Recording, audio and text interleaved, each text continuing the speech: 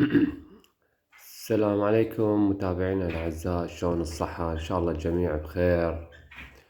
أخواني الأعزاء، اليوم راح نتحدث حول موضوع التكاثر، خصوصا بهاي الفترة هو الموسم بدأ مال التكاثر. فحبيت أتطرق لكم لهذا الموضوع، لكن قبل ما نتحدث بهذا الموضوع لا تنسون الاشتراك والضغط على زر اللايك حتى يوصلكم أي شيء جديد بالقناة. أخواني وأصدقائي ومتابعيني، هناك اكو 5 خطوات اذا سويتهن موضوع التكاثر، انا اضمن لك موضوع التكاثر راح ينجح عندك 100%. مو 95، 100% ينجح عندك موضوع التكاثر. لكن شنو لازم تتبع هاي الخطوات تسويهن. 5 خطوات اللي هن شنو؟ اول شي حجم المحمية، ثاني شي المكان المحمية، 3 شنو؟ توالف زوج البلابل، الرابعة الغذاء، الخامسة شنو؟ الأمان اللي توفره للمحمية وللبلبل. وراح نتطرق لهم خطوة خطوة أو العفو نقطة نقطة. أول نقطة راح نحكي بيها هي حجم المحمية. انتم مثل ما تعرفون اكو محمية، نوعين من المحمية، اكو الداخلية، اكو يعني جناية يقول لك انا كاثر داخل المنازل، واكو بالخارج بالحديقة بالسطح. فراح نتطرق على الاثنين. بالنسبة للداخل، حجم المحمية الداخلي، الحجم لا احكي لكم الحجم المثالي بالنسبة للواجهة للمحمية الداخلية. الواجهة متر، ماشي؟ الواجهة متر، والارتفاع ايش قد؟ يتراوح من 90 إلى 120. هذا الارتفاع مال المحمية من 90 إلى 120. خوش هذا الارتفاع. والنزال يعني العمق مالتها هاي الداخلية، والنزال من 50 إلى 60. من 50 إلى 60. زين. وراح أقول لكم ليش هاي الأحجام هسه من نوصل موضوع المكان. بالنقطة الثانية راح أقول لكم ليش هاي الحجم هيك بالذات. زين. وبالنسبة للمحمية الخارجية لا، حجمها يفرق. أول شيء أنت عندك مكان واسع، زين، برا تقدر تحطها بالحديقة بالهاي. فالحجم المثالي للمحميات الخارجية من 120 لل 160 سنتيم. من 120 يعني متر وعشرين إلى متر وسنتين متر و60 سنتيمتر. زين. هذا الارتفاع، ارتفاع المحمية ارتفاعها من 120 إلى 160، يعني من متر و20 إلى متر و60. هذا الارتفاع. والواجهة مالتها أيضا متر، أيضا حجم الواجهة أيضا متر. النزال مالتها العمق يتراوح من متر إلى متر وعشرين. هاي دا أحكي لك على المحميات الخارجية المثالية، يعني المثالية للبلابل. زين. هسه عرفتوا الواجهة ايش قد مال المحميات اثنيناتهن سواء داخلية او خارجية، خليها الواجهة شنو؟ متر. والارتفاع ذيك الداخلية من 90 الى 120، الخارجية لا من 120 الى 160. والعمق ذيك العمق مالتها مال الداخلية 60، خلي من 50 الى 60 سنتيمتر. بس الخارجية لا، من عفوا الخارجيه من متر. النزال مالتها يعني العمق، قبل بعض الاخوان يقولوا شنو النزال تقصدون به؟ العمق مالتها من النزال يعني من متر الى متر وعشرين. انتهينا من حجم المحميه. هسه راح نحكي على النقطه الثانيه، وهي النقطه مهمه جدا، هو مكان المحميه. اخواني، انت من تريد تكاثر لازم تختار يعني نقطة رئيسية ومهمة، المكان المناسب على مود يأمن به البلابل بالمحمية. زين. المكان بالداخل يعني لازم تختار مكان ما بيه أطفال قليل، الناس يعني أهل بيتك إنه يوصلون يمه. زين. ويفضل إذا عندك بيتونة فوق يعني بالداخلية، بيتونة بداخل البيت، إنه تعلقن البيتونة. الداخلية متر، ارتفاعها متر وعشرين، من متر قلنا إلى متر وعشرين تتراوح. يعني تقدر تعلقها، تشيلها تعلقها، تسوي رول بوت، مو تعلقها بمسمار لأن ثقيلة. زين. رول بوت، زين، بالحائط تزرف رول بوت، اوكي. فبالحائط تزرف رول بوت من موجود عند كل اهل الانشائيه، موجود هذا الرول بوت، تقدر تشتري تزرفه بالدريل وتعلقها. الامان المحميه على مود هذا 100% مأمن انه خاف الحائط يبوظ، خاف الحائط مو زين عندك، يعني تحسب غير حسابات، لان اقل غلطه بهاي الغلطه بالتكاثر يفشل التكاثر عندك. اقل غلطه، ابسط غلطه نوبات، يفشل التكاثر عندك. زين. فشنو تشيلها يعني ترفعها وتعلقها بالحائط بالرول بوت. اوكي زين. شنو ندخل بالمحميه الخارجيه. المحميه الخارجيه هسه انتهينا انه تخليها المحميه الداخليه، لازم عندك مكان امين، اهم شيء توفر المكان المناسب لها، ويفضل انه تعلقها. زين، تعلقها وتزرف بالرول بوت بالحائط. زين. هسه يقول شنو الرول بوت؟ هذا اللي يحطون للمغاسل، اللي يعلقون به الثريات. زين، هذا الرول بوت. زين، هذا افضل شيء تشتري عنده اهل الانشائيه، هم المواد الانشائيه اللي يبيعون هاي الامور. افضل شيء هذا هو انت شنو تعلق به المحميه، ومثل ما قلت لكم على مالتها الواجهه والارتفاع والنزال، تسوي لها مكان للتعليق وتعلقها وتحافظ عليها من السقوط. مو بسمار، لان نوبات البسمار ثقلها هذا الحجم يصير ثقيل فيبوط نوبات عندك، حتى لو تحط اثنين منا ومنا تبوط نوبات عندك. فتهدي الخاف، يعني خاف. اكو بيهم لا والله جناي يحطون من هاي البسامير القويه، حايطهم قوي يتحمل، بس انت للاحتياط. زين، خلينا نقول على مود ما عندك نسبه 1% خطوره. انتهينا من المحميه ومكان المحميه الداخلي، نجي على مكان المحميه الخارجي. زين، مكان المحميه الخارجي ايش راح تسوي؟ طبعا انت راح يا اما بالحديقه عندك المكان الخارجي، او بطرمه، او شنو، او بالسطح. هم ايضا لازم يكون المكان شنو امين، ما يوصل لاحد.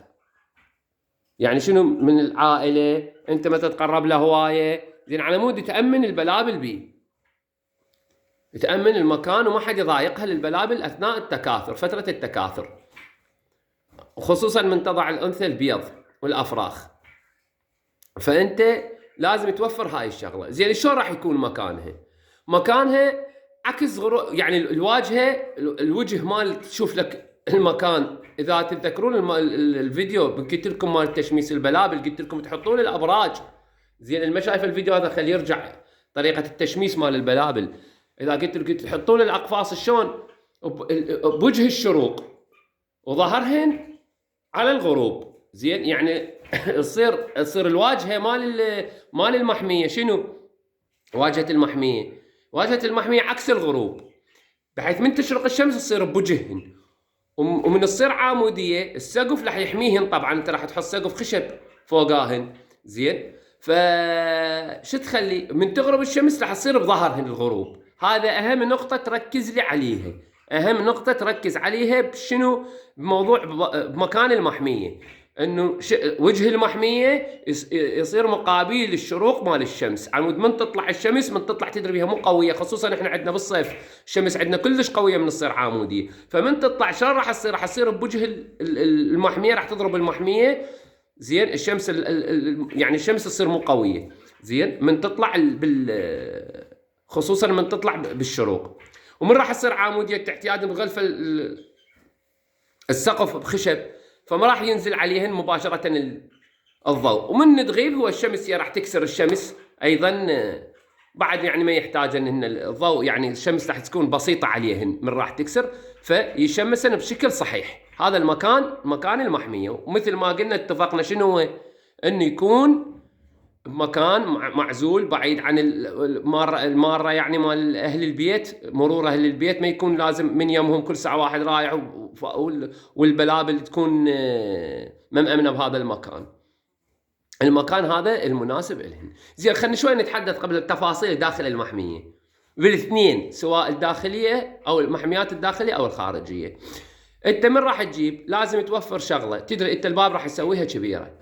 هاي اول نقطه. تخلي لك باب صغيره، قول له للنجار او اذا انت تقدر تصنعها باب صغيره، هاي بس تطبب من عندها الاكل والماء والحشرات تطيهن هسه راح نتناولها بموضوع الغذاء، والحشرات اللي راح تعطيه اياه للبلابل وتوخر من عندهن، عمود لا يصير تقربك الهن.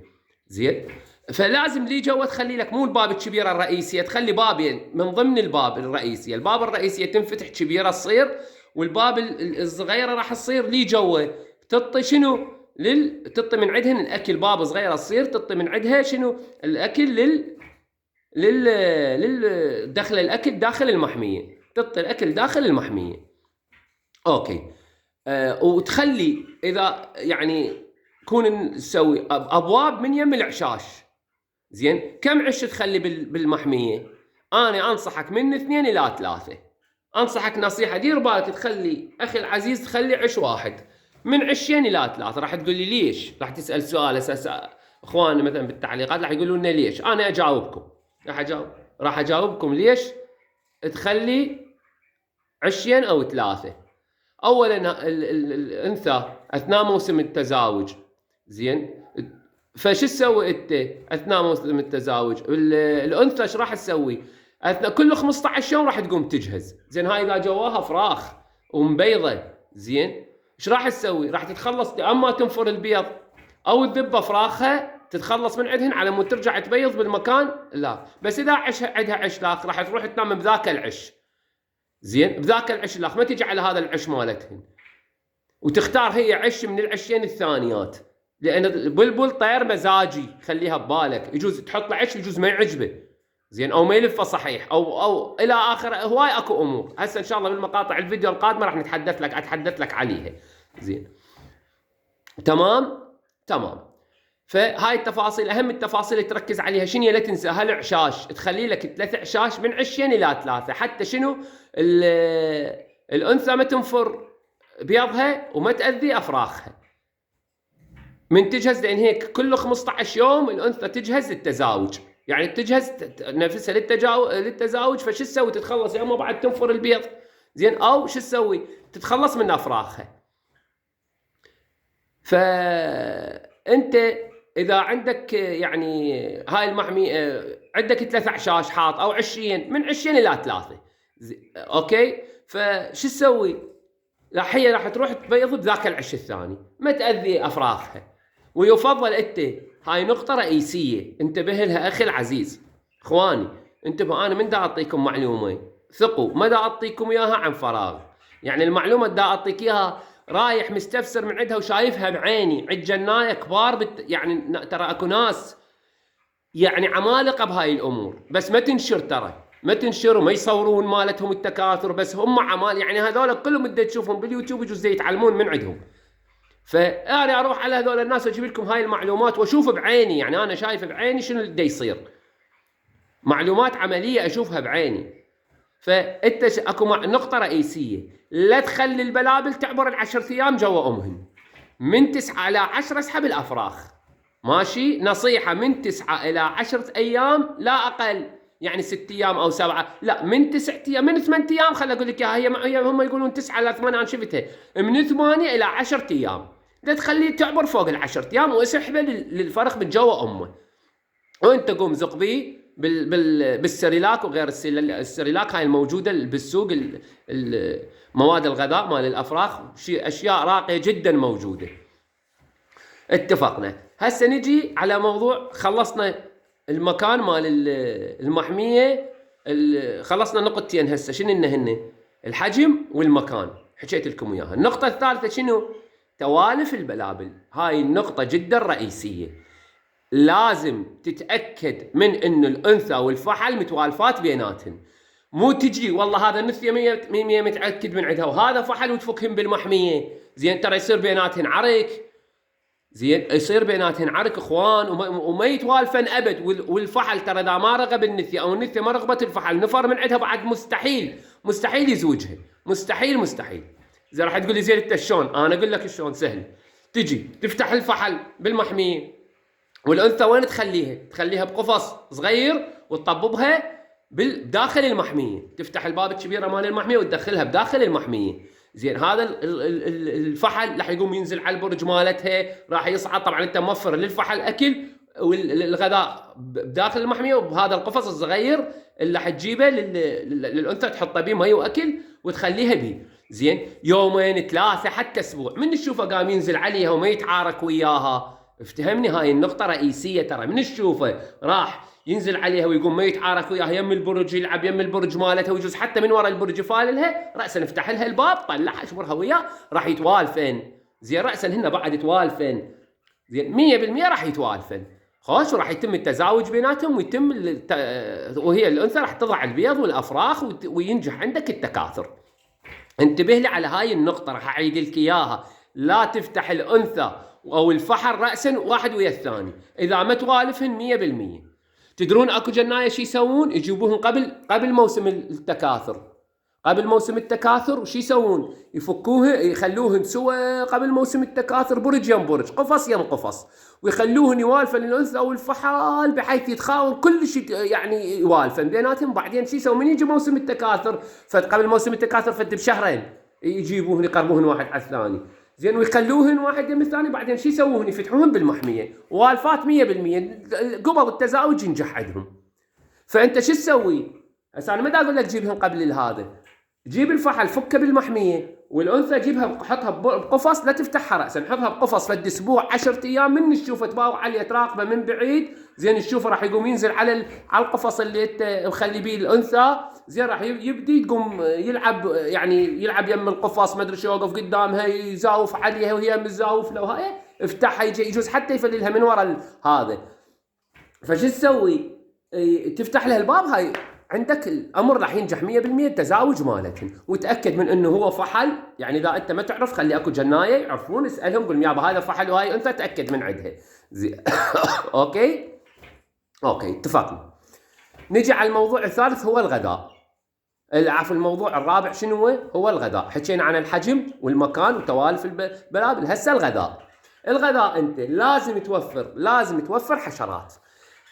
لان انت من راح تعطيهن حشرات، يعني راح تحفز عندهن غريزه شنو؟ التزاوج. وشنو الغريزه مال التزاوج والتكاثر عندهن.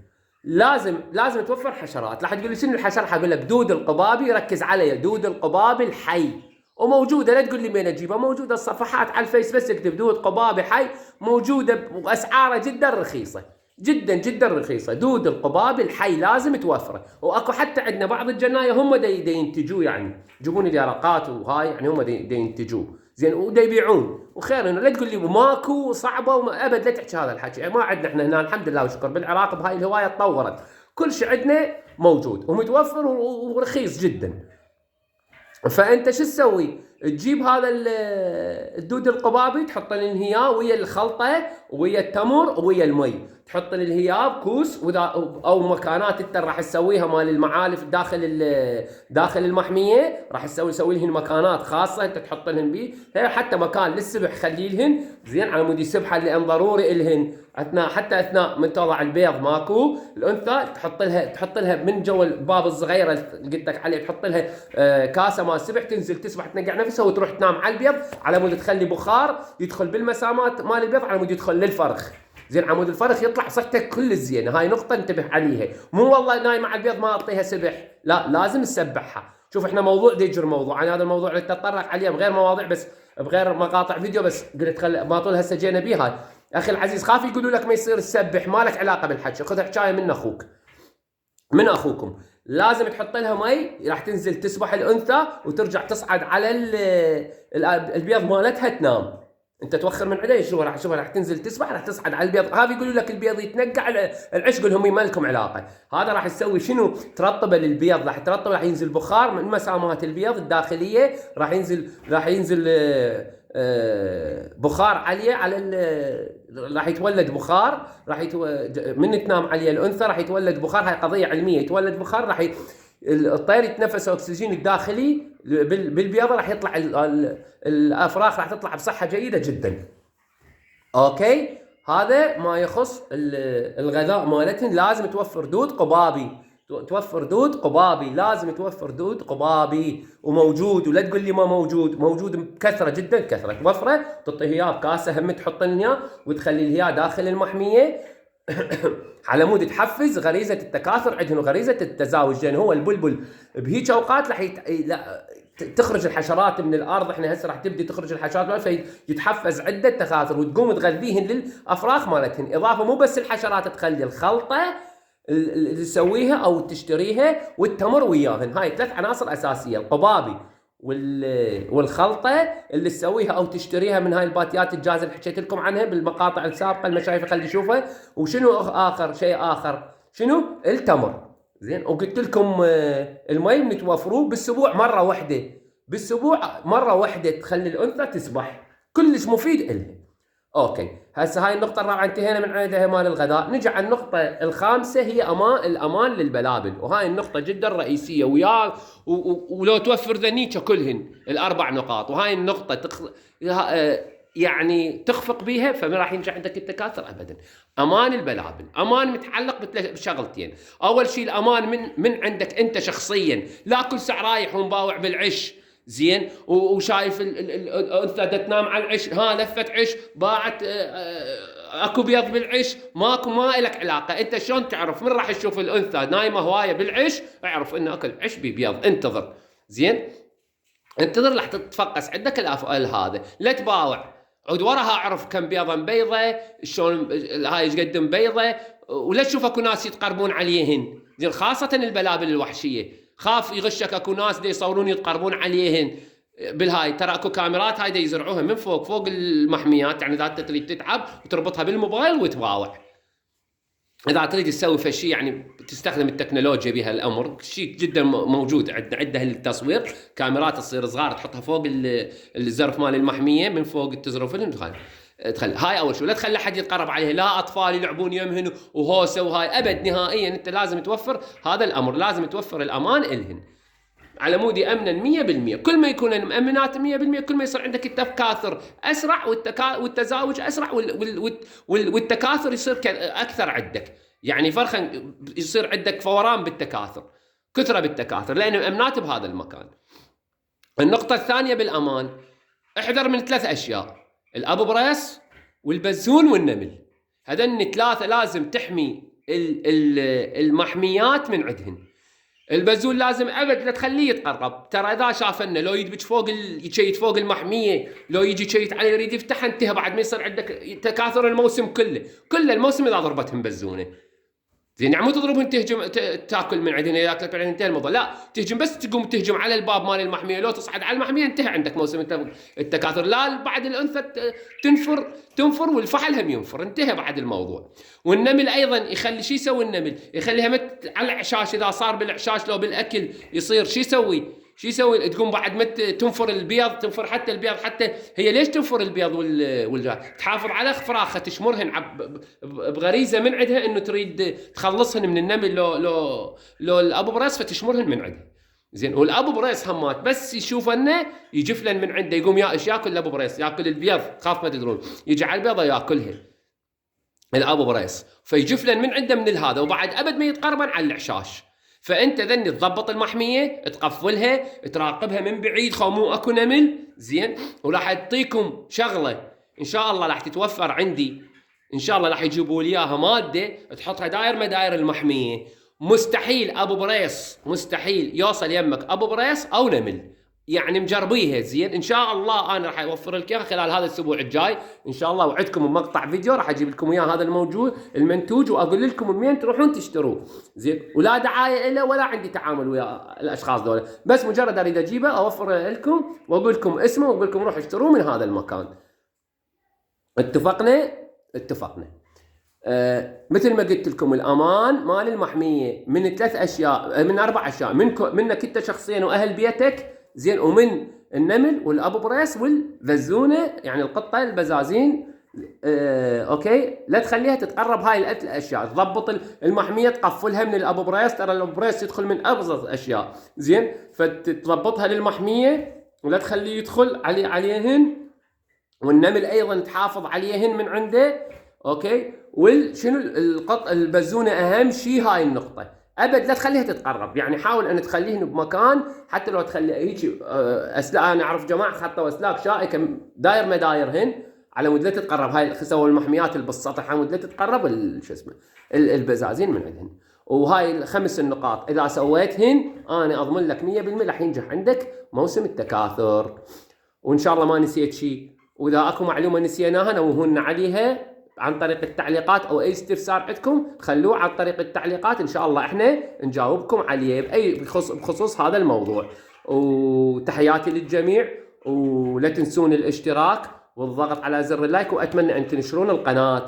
ماشي اخوان، وهاي المعلومات يعني هاي مقاطع الفيديو نشروها، وخير الناس من نفع الناس. حاولوا ان تنشرون هذا المقطع على اخوانكم الاخرين اللي عنده معلومات قليله بهذا الموضوع، او يعني ما فاهم هذا الموضوع، خليه انشر له وصل له على حتى تكون عنده المعلومات كافيه. ومثل ما قلت لكم خير الناس من نفع الناس. وتحياتي للجميع، ولا تنسون الاشتراك والضغط على زر اللايك حتى يوصلكم اي شيء جديد من القناه. تحياتي اخواني الاعزاء، مع السلامه.